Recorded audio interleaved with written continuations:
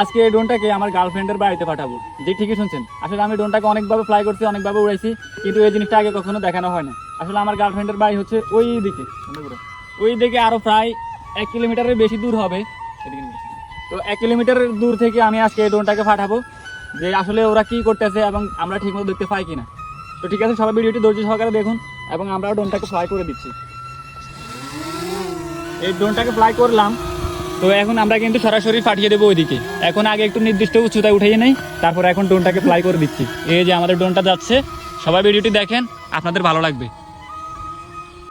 আসসালামু আলাইকুম প্রিয় বন্ধুরা, চলে আসলাম আমার ড্রোন ভিডিও নিয়ে।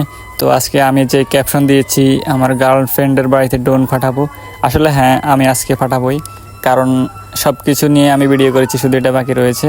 তো সব মিলে হচ্ছে আমরা ড্রোনটাকে ফ্লাই করে অবশেষে পাঠিয়ে দিলাম। আর আজকে যে ড্রোনটা যাচ্ছে সেটা কিন্তু অনেকটা স্পিডে যাচ্ছে, সেটা কিন্তু আসলে ভিডিওটি খুব একটা বোঝা যায় না। এই যে দেখেন অল্প সময়ে আমরা কত দূরে চলে এসেছি। আর আমরা যেই রাস্তা রয়েছে বাস্তব চিত্রে, ওই রাস্তাকে ফলো করে ড্রোনটাকে ফাটাচ্ছি।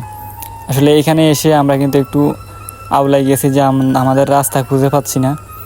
তো আমরা কিন্তু একটু আবার ঘুরে ফিরে দেখলাম যে রাস্তা কোন দিকে। তো তারপর কিন্তু আমরা রাস্তাকে খুঁজে পেলাম।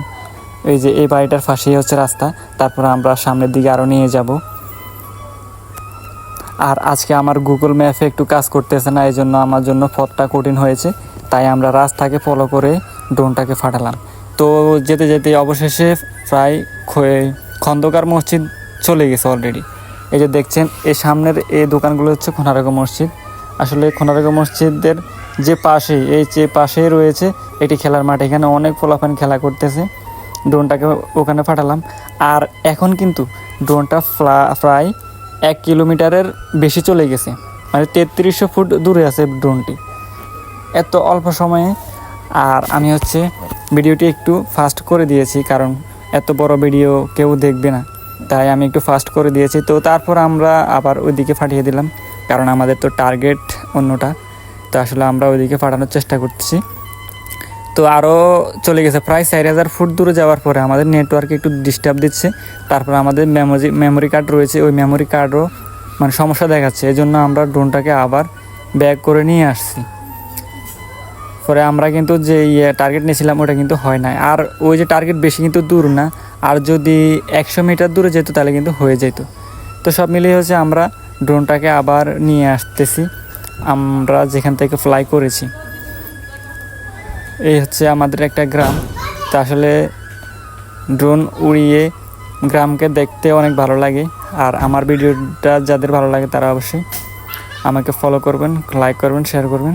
এবং আমরা কিন্তু ড্রোনটাকে অবশ্যই নিয়ে এসেছি। ওই যে বিল্ডিং যেটা দেখছেন এটা হচ্ছে সারুবানু সরকারি প্রাথমিক বিদ্যালয়, ঠিক আছে।